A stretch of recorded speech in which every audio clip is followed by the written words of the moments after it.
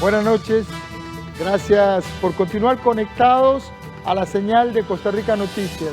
Estamos en vivo a las 8 de la noche con 7 minutos. Soy Ernesto Rivera. En las vísperas de las Navidades, el presidente de Francia, Emmanuel Macron, decretó el toque de queda en su país a partir de las 6 de la tarde. Y esto aplicó para los 15 principales departamentos de Francia y extendió también el cierre de bares y restaurantes hasta finales de enero. Al mismo tiempo, los franceses pisan el acelerador de la vacunación y se proponen llegar a 1 millón de personas vacunadas antes de que finalice enero. Del otro lado del océano, en Uruguay, el presidente Lacalle Pou mantiene cerradas las fronteras y suspendidos los espectáculos públicos. Hay cierre total de comercios a la medianoche, a pesar de que el verano y la temporada de playa en Punta del Este son una enorme fuente de ingresos para la economía uruguaya. En Costa Rica, la necesidad económica se impuso a la cautela y los alcaldes de las zonas costeras mantienen una cerrada presión para ampliar el horario de apertura en playas y bares, mientras el sistema de salud se mantiene en vilo del colapso. Para conversar sobre este tema, invité al secretario del Sindicato de Enfermería, don Lenín Hernández, quien es uno de los 5 sindicatos de la salud que le pidieron al ministerio ordenar un confinamiento para los días navideños y aliviar así la presión del COVID en los hospitales. Buenas noches, don Lenín. Buenas noches, don Ernesto. Un honor estar por acá, deseándole de ya un exitoso y próspero año 2021 a usted, su equipo y al público que nos sintoniza en este momento. Muchas gracias. Para iniciar, ustedes o los sindicatos de salud le pidieron en vísperas de Navidad al gobierno que ordenara un confinamiento total preventivo. No tuvieron eco en las autoridades, pero ¿cuál era la motivación que lo llevó a pedir ese confinamiento? Sí, para efectos aclaratorios, don Ernesto, a usted y al público, hubo una dicotomía, más bien de criterios. Varios sindicatos de grupos médicos, profesionales en ciencias médicas, pidieron un confinamiento total, ¿verdad?, para estas fechas navideñas. En el caso nuestro, solicitamos un confinamiento o medidas sanitarias restrictivas un poco más moderadas. ¿Por qué nuestro criterio en esto? Porque esto no es algo antojadizo o fue de repente que decidimos tener una dicotomía. No se trató de eso. Si uno analiza el concepto de salud de manera integral, como lo define la OMS, es un estado de bienestar para el individuo, tanto físico, mental como social. Es ese balance. Llegado al mes de diciembre, nosotros estábamos también analizando y viendo el comportamiento de las camas ocupadas, en este caso pacientes severos, moderados, leves, críticos, y nosotros ahí nos dimos cuenta de que de repente los números no estaban cuadrando, y lo digo con todo respeto porque recordemos que cuando se dan las medidas restrictivas, de repente se nos dijeron que había muy pocas camas hospitalarias. Estamos hablando de cerca de 18 camas. 5 días después nos dicen que ya hay 128 camas disponibles. Entonces, ¿de las de UCI? De UCI. Entonces, ahí vemos que hubo un ajuste contable. No quisiera pensar mal, ¿verdad? Pero sí hubo un desfase, ¿verdad?, con lo que estaba ocurriendo. Y aquí hay algo muy importante, don Ernesto, y es que buscar ese balance entre la salud, lo social y lo económico es muy complicado. Ningún país del mundo estaba preparado para el abordaje de la pandemia. Sin embargo, hay que confiar también en las características propias que tiene la seguridad social nuestra. Cuando me refiero a seguridad social, no solamente estoy hablando en el ámbito de salud. Veamos que nosotros como país tenemos acceso al agua potable, cosa que no tienen otros países. La educación en nuestro país es muy buena, en donde se da esa formación tanto a los jóvenes, adultos. Entonces, en todas esas bondades hay que confiar, precisamente para buscar un mejor y moderado abordaje de esta pandemia.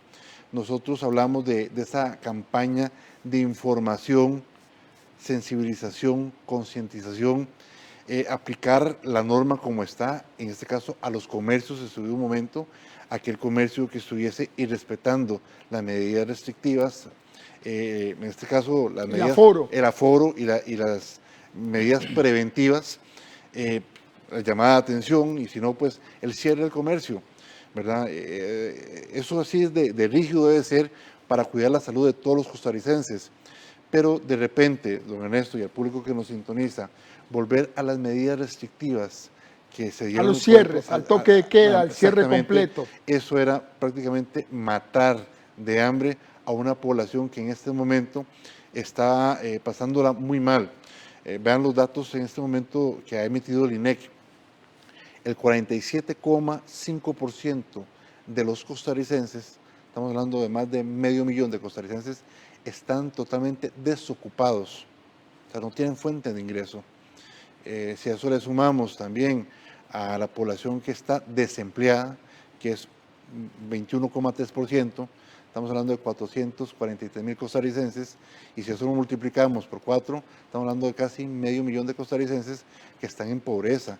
Entonces hay que buscar ese equilibrio, máxime cuando ya el gobierno, el Poder Ejecutivo, no tiene recursos económicos. Creo que ese es el fondo, creo que ese es el fondo del asunto. En Europa y en otros países ha habido, los estados tenían un equilibrio fiscal diferente y pudieron invertir enormes sumas. El Banco Central Europeo aprobó una cifra gigantesca de ayudas que se dieron a las empresas, a las personas, que les permitían, en caso de un cierre estricto, tipo toque de queda, tener por lo menos para pagar su alquiler, para pagar su electricidad, su calefacción, su comida, etc. En Costa Rica eso no pasó y se nos dispararon completamente las cifras de casos. La pregunta es, don Lenín, ¿cuál es el diagnóstico de situación que tienen ustedes de qué es lo que está pasando hoy? ¿Cuán comprometida está la atención cuando uno llega a un hospital hoy? ¿Qué posibilidades tiene de que lo atiendan correctamente, de encontrar una cama? Sí, en ese momento las condiciones se están dando, gracias a Dios, y hay que decirlo así, somos bendecidos de repente por todas estas aristas que mencioné anteriormente. Sin demeritar la intervención divina, también interviene ahí la política. Sí, ¿verdad? Indudablemente. Y la precaución. Indudablemente, pero hasta el momento se encuentran camas disponibles para todos los estadios en que un paciente sintomático respiratorio por COVID pudiese estar desde leve, moderado, severo o crónico. Se encuentran las camas en este momento, pero eso no quiere decir, don Ernesto, y eso es el llamado a la población, de que las camas se lleguen a agotar. Porque, vamos a ver, es muy importante esto que voy a señalar, el hecho de que se esté empezando un proceso de vacunación, eso no quiere decir que estemos erradicando el COVID. Son dos cosas muy distintas. Y de repente voy a dar el día de hoy alguna información, don Ernesto, que yo sí por lo menos critico y señalo por parte de las autoridades sanitarias, llámese el Ministerio de Salud o la misma Caja Costarricense de Seguro Social, porque de repente no son tan diáfanos y no son tan claros para hablarle a la población. Por ejemplo, don Ernesto, el tema de las restricciones vehiculares.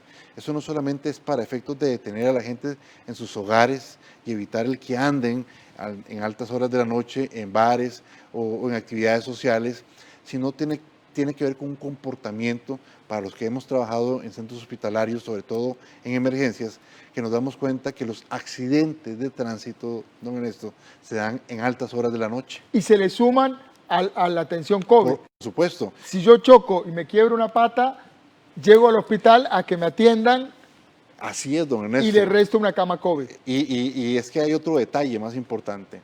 Le mencionaba los accidentes de tránsito durante las horas de la madrugada o al principio de las mañanas, en donde el conductor se quedó dormido o va a alta velocidad.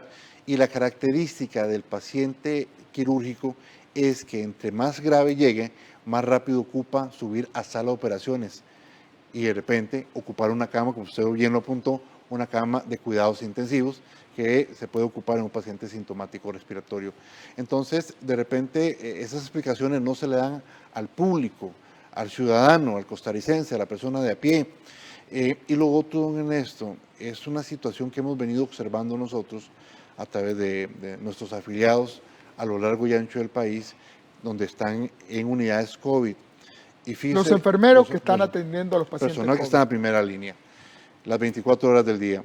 Y nos refieren, no es especulación, pero tampoco puedo dar datos certeros porque no soy epidemiólogo, pero nos refieren que el comportamiento del virus ha cambiado. Antes se estaba hablando de que la población vulnerable, llámese adultos mayores o alguna enfermedad crónica, diabetes, hipertensión, una cardiopatía o alguna otra enfermedad de este tipo, comprometía la salud del paciente. Ahora no, estamos hablando de gente joven, hombres y mujeres, entre 30 a 40 años, en donde la característica es la obesidad, el sobrepeso. No estamos hablando de un sobrepeso mórbido, estamos hablando de una persona con cierto grado de obesidad. Vemos, se está observando que se está complicando su condición de salud. Entonces, a poner cuidado con eso. Por supuesto. Don Lenín, ya pasó casi un año desde que empezamos con la pandemia. La gente del sector salud pasó por diferentes etapas, la sorpresa, el temor, el compromiso, pero a la vez se fueron desarrollando un montón de métodos para cuidar y también para cuidarse a las personas. Se compraron trajes, las famosas mascarillas, trajes enteros, caretas, distintos tipos de protocolos para proteger al personal de salud. ¿Cómo siente que ha evolucionado? ¿Es más seguro ahora para el personal de salud prestar la atención que al inicio de la pandemia? Es decir, ¿aprendimos a convivir con el virus en los hospitales? Don Ernesto, le contesto desde dos puntos de vista. Uno, en mi experiencia personal, porque yo trabajé en el 2009 en H1N1, cuando se dio la epidemia, y en este caso con la epidemia hemos visto un comportamiento muy similar. ¿En qué sentido? Lo dije anteriormente, ningún país estaba preparado para abordar una enfermedad como la COVID-19, número uno.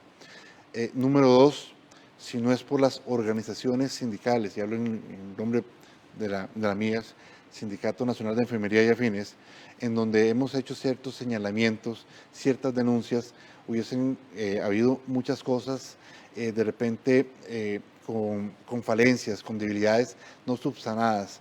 Es a través de los medios de comunicación, y es tan importante estos espacios en donde pusimos en evidencia esas debilidades. Hablamos de que la Caja Costarricense de Seguro Social es la institución más importante, reparte equitativamente la democracia y nos da salud a todos los costarricenses. Sin embargo, hubieron serias debilidades, sobre todo con relación a los equipos de protección.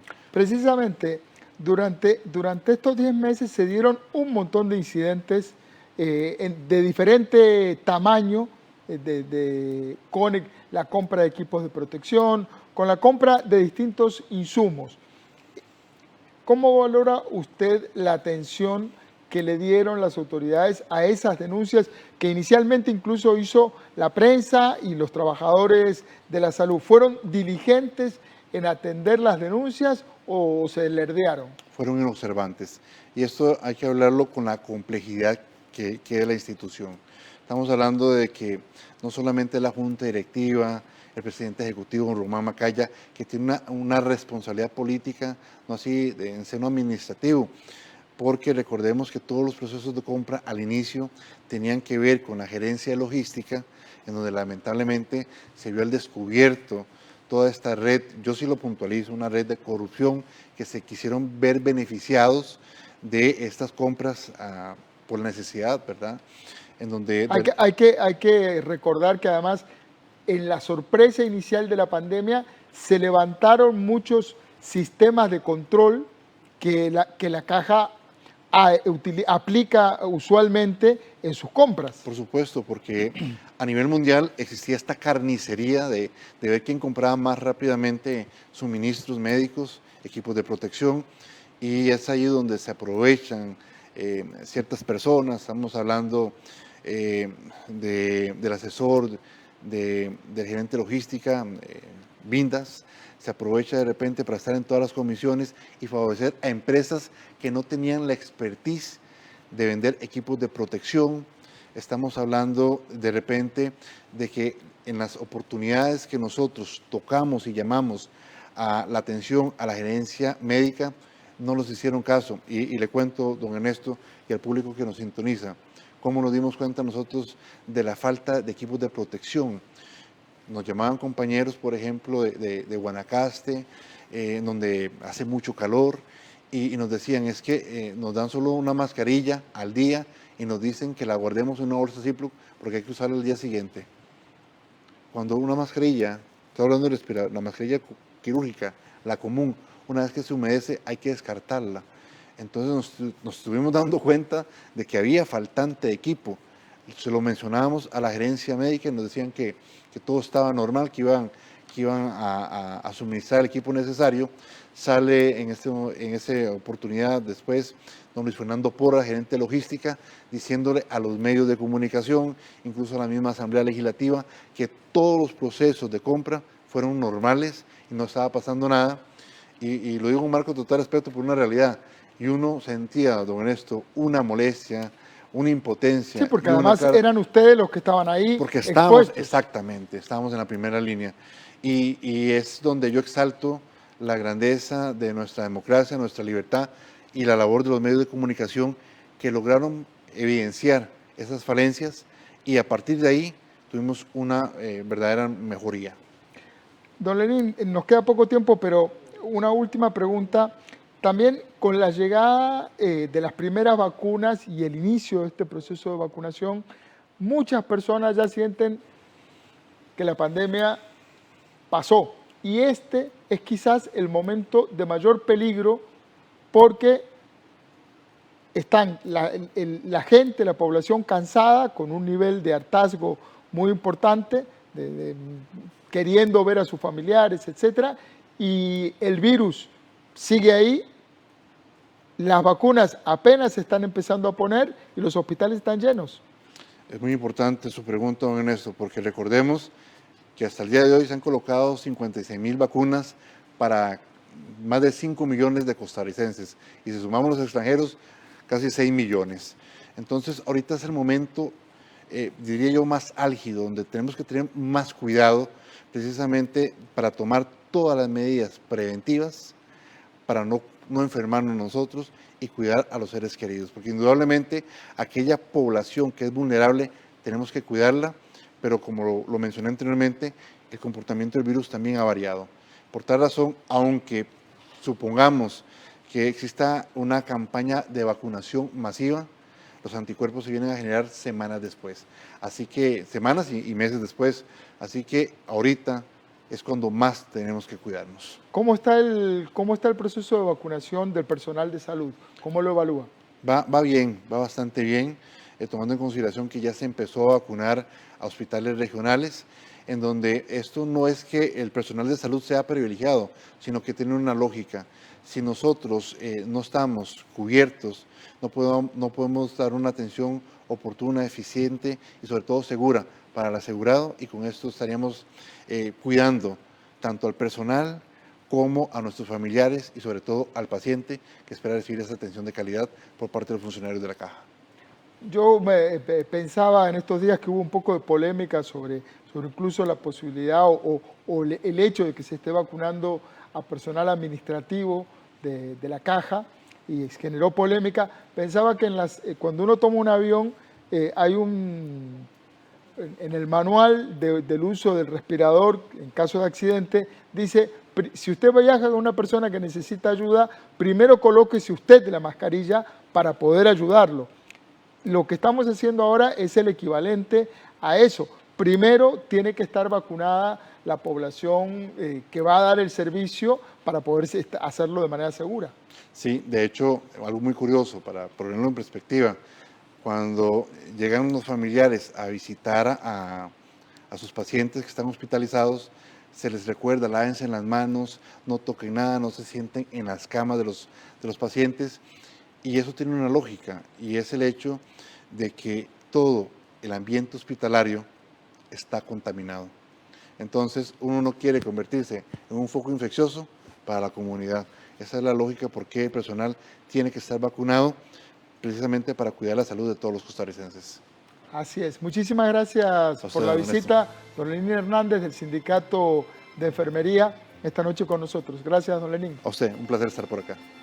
Y a ustedes, gracias por estar ahí.